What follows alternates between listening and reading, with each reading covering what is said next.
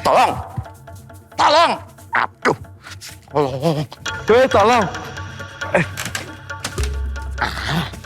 Ada gerandong. Tolong.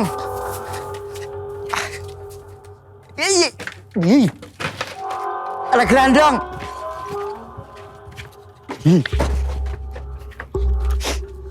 Tolong. Tolong. Loh, tolong. Loh, mana gerandongnya? Aduh. Mana gerandong? Loh, mana gerandong? Mana? Gerandongnya mana? Mana gerandong? Gerandong kok ya. Tolong. Mana underground? Loh, mana? Oh, Gerandong. Tolong. mana gerandong? Tolong. Aduh. Pak. Apa iki? Oh, Kowe toh? kok toh? Lekun. Mana gerandong? Tunjukkan kepada. Hai, jangan hanya satu gerandong. Belum tahu siapa saya. Kalau ketemu, saya pegang lehernya, pegang kakinya, tak angkat, tak tekel. Belum. Astagfirullahaladzim. Kamu mukul saya. Gerandong mukul. Aku Tolong. Ada gerandong. Gerandong yang dari Ya saya mau minta tolong. Gunung Merapi. Loh, Bapak Kundi. Ini sini. Gerandong Gunung Merapi. Gerandong Gunung Merapi ini viral. Ini wah bisa viral ini. Bukan gerandong Gunung Merapi. Loh, Gerandong hama. oh, gerandong hama, Pak. Gerandong hama bukan gerandong Gunung Merapi. Tak kira gunung. Oh. Makanya saya minta tolong, Pak D. Oh, Hama Caraka atau Data Sawala? oh no. Lain. Oh Eh, no, corok. Saya di sini loh, ngomong berdua terus saya diajak omong, Buan. Kasihan, Pak. Oh, merasa dicuekin. Iya. Jangan ngeluh. Penonton ini loh dari tadi dicuekin. Boleh tak? Boleh tak? Boleh tak? Dari tadi loh kita nyuekin penonton. Coba. Coba kita buka dulu. Kembali lagi bersama kita berdua ditambah satu orang. Ada Lek Kuncoro masih di Saung TKP. Saung tempat konsultasi pertanian dari FMC. Saung TKP. Jadi gini loh, Dik. Bunyi. Wow, Sini tak. apa? Gerandong itu kan nyawanya banyak. Nggak bisa mati-mati. Ya. Iya toh. Nah, kalau lama-lama seperti itu, tanaman-tanaman bawang saya nanti bisa dead soft. Apa? Dead soft. Mati halus. Jadi lama-lama tek tek tek tek tek mati. Tek tek tek tek mati. Kayak seperti itu kan. Jadi, Dek. jadi Lek Kun. Duh. Gerandong itu sebenarnya adalah. Nih. Gerandong itu sebenarnya adalah. Wah, Dek. Nih. Dek. Nih. Gerandong itu sebenarnya adalah lalat kecil. Yang kemudian bertelur Nih. di daun bawang. Nih. Ingat. Kemudian Ingat nih. Ingat. daun bawang itu, telurnya itu yang ada di daun bawang itu netas. Ulatnya masuk Mati. ke dalam daun. Aduh. Nah, ulatnya itu kemudian Apa? memakan daun Oh iya. dari dalam. Dek. Nih, ingat nih. Kalau daun itu dimakan dari dalam,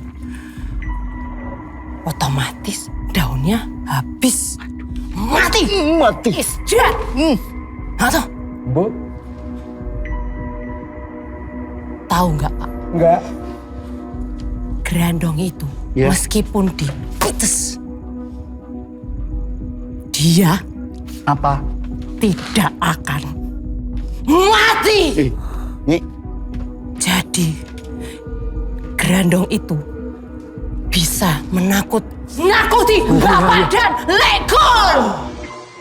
Halo, selamat siang semuanya. Gerandong. Gerandong. Sama lah katak. Apa? Apa itu? Sama kata dalam tempurung. Cuman ngawur. Iki iki sapa meneh iki? Duh, Selamat siang Mbak Siang. Punyi. Siang, Mbak. Selamat Siang, siang Pak. Lekun. Selamat Bapak. siang Pak Maroto. ini Iya, Pak. Kamu jangan nakut itu bapak itu jantungnya. Bapak kenapa? Duh, Pak, Heeh. selamat siang. Siang diselamatin. kan gak naik. Iya, silakan Pak, silakan Ya. duduk Pak. Tapi, Baik, tapi baik. ngomong-ngomong, Bapak siapa ya ini? Oh ya? iya, lupa tadi memperkenalkan diri. Iya. Nama saya Yagus, Mbak Punyi, Pak Marwoto, Iya. Lekun. Ya. Perkenalkan. Iya. Boleh Oh, saya? iya monggo, Silakan, monggo. Silakan. Pemirsa, apa Amiri Esasa? Apa? Pemirsa. Pemirsa, jangan kemana-mana. Karena kami tidak kemana-mana. Setelah yang lewat satu ini, tetap di mana? Di Saung TKP, Saung tempat konsultasi pertanian dari FMC. Saung TKP.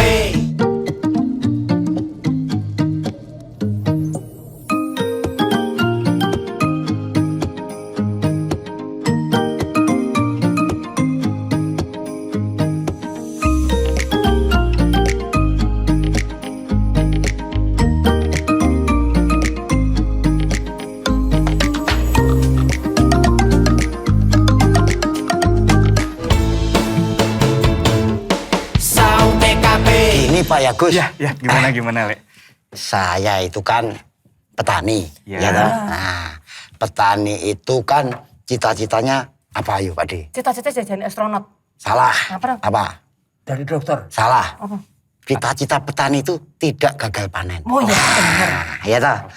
Makanya saya itu mau bertanya sama Pak Yagus. Ya. Bagaimana caranya menyalahgunakan hama? Menyalahgunakan. Kok menyalahgunakan? Apa maksudnya penanggulangan? Nah, penanggulangan hama gerandong itu supaya tidak gerogoti daun Oke. bawang yang ada di sawah saya. Oke. Terima kasih atensinya Pak. Terima kasih Pak ya. Jadi alangkah lebih baiknya sebelum kita ke situ kita tanyakan kemana dulu pada pakarnya, pada ahlinya. Kebetulan saya punya teman ini Iya. itu ahlinya dari hama ulat, Oh. bawang dan gerandong. Oh, Kita langsung sambungkan saja ya Ya, dengan boleh, teman boleh. saya ini Pak Tony Mukasan namanya. Oh Pak Tony. Pamungkasan, ya. Halo Pak Tony, apa kabar? Selamat siang Pak Yagus, kabar baik. Iya Pak Tony, ini saya lagi sama Pak Marwoto, Mbak Punyi sama Lekun ini Pak Tony. Iya, iya. Gimana ini? Sorry mengganggu waktunya ya Pak Tony ya. Saya lagi santai Pak, ada di rumah nih, baru selesai dari lapangan. Apa yang bisa saya bantu Pak? Ini saya mau tanya, Pak Tony, maaf ini Pak Tony. Ini saya buru-buru nih Pak Tony mau bantuin Lekun. Ini, Pak Tony, kira-kira bahaya apa saja gerandong? Gerandong Hama Pak Tony. gerandong. Iya Pak Tony. Gerandong Pak Tony. Bahayanya apa? Jadi hama gerandong dan hama ulat bawang jika tidak dikendalikan dapat menyebabkan kegagalan panen Pak. Oh, gagal panen gitu Pak Tony ya? Ya, kegagalan panen berarti kita tidak bisa memungut hasil panennya Pak. Karena semua tanamannya rusak.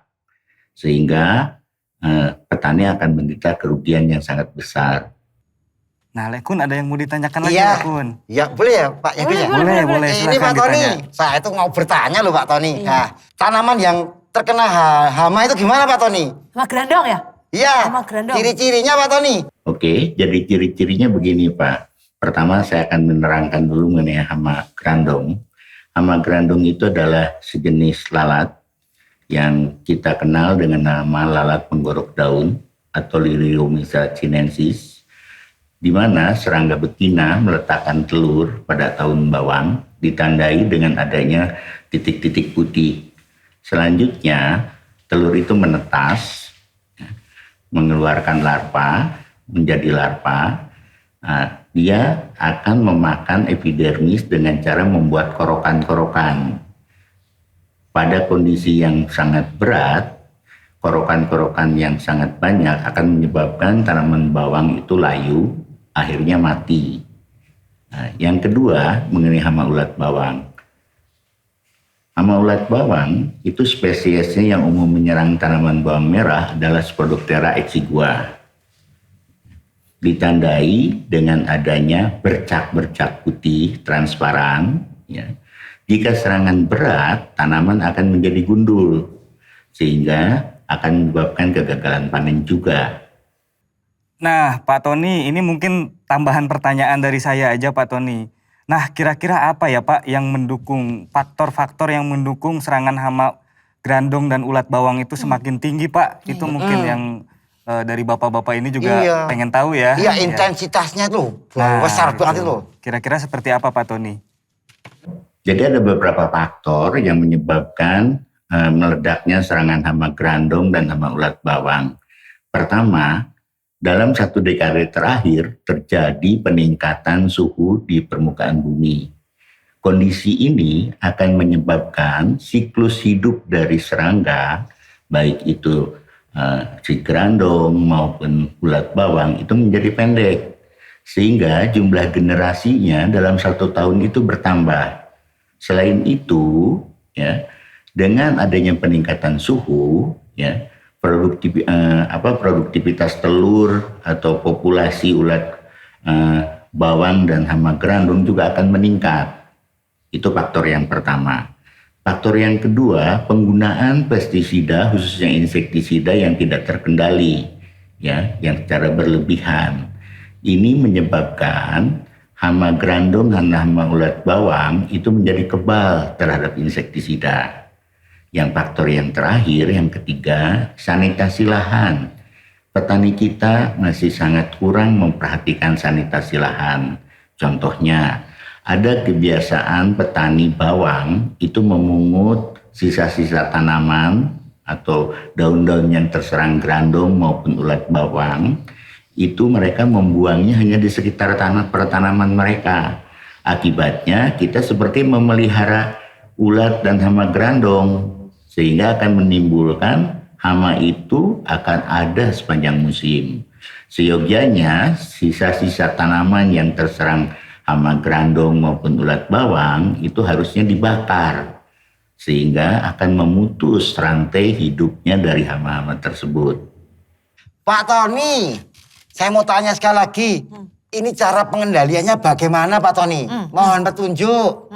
Jadi pengendalian yang berdasarkan konsepsi PHT atau pengendalian hama terpadu tidak mengandalkan pada satu cara saja.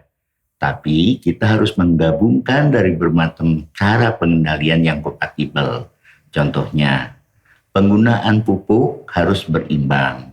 Jangan memberikan N yang berlebihan. Kenapa? Dengan N yang berlebihan akan memacu timbulnya hama, populasi hama grandong maupun hama ulat bawang itu akan lebih tinggi. Sebagai contoh misalnya, ulat grandong, hama grandong itu imagonya dia sangat pintar sekali mencari tanaman yang kandungan N-nya tinggi, ya. Sehingga kalau kita memberikan N yang terlalu tinggi pada tanaman bawang merah kita, itu akan disenangi baik oleh grandong maupun ulat bawang. Yang kedua, pergunakan perangkap-perangkap OPT. Misalnya, untuk grandong kita bisa mempergunakan perangkap likat warna kuning.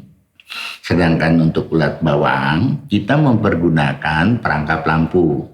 Tapi harus diingat, perangkap lampu yang digunakan itu harus mempunyai lampunya panjang gelombang 365 sampai 400 nanometer atau warnanya violet. Kenapa? Jika Bapak mempergunakan lampu biasa yang dengan panjang gelombang 600 meter seperti yang umum sekarang digunakan oleh petani bawang merah, yang akan tertangkap itu adalah banyaknya musuh alami. Yang ketiga, kalau kita terpaksa mempergunakan insektisida, pergunakanlah pestisida atau insektisida yang dianjurkan dan diizinkan. Yang terakhir, lakukan sanitasi lahan sebaik mungkin agar keberadaan OPT khususnya hama grandong dan ulat bawang itu dapat kita tekan populasinya. Nah, Pak Tony, saya ada satu lagi pertanyaan ini, Pak. Kira-kira gimana caranya penggunaan insektisida yang bijaksana itu supaya lebih aman dan lebih berkelanjutan Pak Tony. Kira-kira itu pertanyaan dari saya. Mohon penjelasannya Pak. Dalam mempergunakan insektisida, kita harus mempergunakan insektisida itu dengan berdasarkan konsepsi PHT, yaitu 6 tepat. Pertama, tepat sasaran. Intinya, tepat sasaran itu kita harus melakukan pengamatan dulu. Di lahan kita ada apa yang menyerang. Jangan sampai misalnya tetangga nyemprot, ikut nyemprot, tapi kita tidak tahu apa yang akan dikendalikan. Oleh karena itu, pengamatan sangat penting sekali dilakukan oleh bapak-bapak dan ibu-ibu untuk mengidentifikasi jenis hama atau penyakit apa yang ada di pertanaman kita agar tindakan pengendalian yang kita lakukan itu tepat. Kedua, tepat mutu. Belilah pestisida atau insektisida yang terdaftar dan diizinkan. Jadi kita pertama harus melihat dalam kemasannya, ada tidak nomor izinnya, terdaftar tidak di Komisi Pestisida. Itulah yang harus kita beli. Jangan mau kita membeli pestisida yang tidak tahu asal-usulnya. Ya, jangan mempergunakan insektisida yang sudah kadaluarsa. Ya. Nah, tepat yang ketiga gitu adalah tepat waktu penggunaan. Kapan waktu mempergunakan insektisida itu? Yang pertama yang harus kita perhatikan adalah insektisida digunakan pada saat nilai ambang pengendalian sudah tercapai. Ya, itu dari sisi populasi atau intensitas kerusakannya. Yang kedua, waktu penyemprotan yang tepat itu harus sore hari, sekitar pukul 4. Kenapa? Karena pestisida memerlukan waktu penetrasi ke dalam jaringan tanaman sekitar 2 jam setelah kita melakukan aplikasi, dengan syarat kondisi suhu pada saat turunnya pestisida, pada saat kita mengaplikasikan pestisida 2 jam setelah kita melakukan aplikasi pestisida, suhu harus turun atau tetap. Jadi kalau kita mengaplikasikan pestisida pukul 4, 2 jam setelah pukul 4, yaitu pukul 6, suhu itu akan turun sehingga pestisida akan masuk ke dalam jaringan tanaman dengan sempurna. Ya. Yang kelima itu adalah tepat konsentrasi atau dosis. Baca petunjuk penggunaan pada label, berapa konsentrasi atau dosis yang harus kita berikan. Kita jangan memberikan dosis atau konsentrasi di bawah yang ditentukan. Kenapa? Akan memacu timbulnya hama yang kebal. Kalau kita mempergunakan dosis di atas yang dianjurkan, itu akan menyebabkan pemborosan. Ya. Yang terakhir, tepat cara penggunaan. Baca di label tersebut, di label pestisida, bagaimana cara menggunakan pestisida tersebut. Apakah disemprotkan, dikocorkan, atau ditaburkan. Itu yang sangat penting. Jika dilakukan penyemprotan pestisida itu, yang harus diperhatikan yang pertama adalah pH air pelarut. Ya. pH air pelarut yang ideal untuk pestisida itu antara 5,5 sampai 6. Kenapa? Karena pestisida umumnya adalah basah. Jika Bapak mempergunakan air pelarut dari di luar ketentuan tersebut, ya, akan menyebabkan keampuhan pestisida itu menurun. Ya. Syarat lainnya, jangan sekali-kali melakukan pencampuran pestisida dengan pupuk daun. Kenapa? Karena pupuk daun itu bersifat basah, jadi kalau dicampur dengan pestisida yang bersifat asam akan menyebabkan keampuhan pestisida tersebut menurun. Ketiga, jangan sekali-kali melakukan pencampuran atau pengoplosan lebih dari 1 atau dari 2 insektisida. Kenapa? Karena kita tidak tahu efek dari pencampuran tersebut, kecuali pencampuran tersebut sudah direkomendasikan, sehingga kita bisa mengetahui efikasinya atau keampuhannya. Saya rasa itu Pak yang bisa saya sampaikan. Oke. gitu ya. Yes. Oh iya. Sudah jelas kan Pak? Apa yang saya jelaskan tadi? Sudah Sudah. jelas ya. Lekun. Jelas gak? Oh alah ya gitu ya. Ya, betul. Iya. Terima kasih loh nih. Sudah jelas kan? Sudah. Iya, Sudah. sudah Pak Yagus. Terima kasih loh. Mbak Punyi. Terima Oke. kasih Pak Yagus. Makasih ya Pak Tony. Oke Pak Tony, mungkin itu saja dari kami pertanyaannya. Terima kasih banyak atas waktunya. Oke Pak Yagus, sama-sama. Sampai jumpa lagi. Saung TKP. Ada yang mau ditanyain lagi nggak? Nah, sebelum Lekun nanya-nanya lebih banyak ya kan, jangan kemana-mana. Sobat Jempolan tetap di Saung TKP. Saung tempat konsultasi pertanian dari FMC. Saung TKP.